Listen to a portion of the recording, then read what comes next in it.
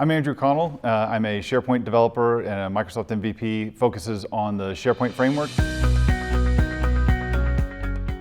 What makes SharePoint Conference so special is that you've got people from not just the community, but also from Microsoft, and a really good diverse group of attendees that are attending the conference. You can show up and get your question answered, and if the person you're talking to doesn't know the answer, they generally know somebody else that's at the conference that you can refer them to. There's something there for everybody. If you are trying to get a business problem solved and you're not really sure where to go, it's a great one-stop shop for you to go to get all your questions answered. I always find one of the biggest values is going to be the opportunity to be able to talk to the speakers, to ask questions, but then also the hallway track. It's never on a conference schedule, but that really is where there's a lot of value, to be able to connect with other people who are at the conference, finding people who are doing the same thing you're doing. One of the neatest things for me about speaking at a conference is really the time right after your session. I love walking out in the hallway and having a group of about 5 to 10 people that are standing around, and you end up getting like this dialogue going on for a while. Seeing the dialogue going on, not between the attendee and the speaker like myself, but having it between 2 different attendees as well.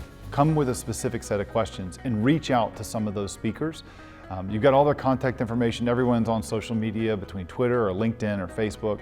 Reach out to them and try and start the conversation on different things.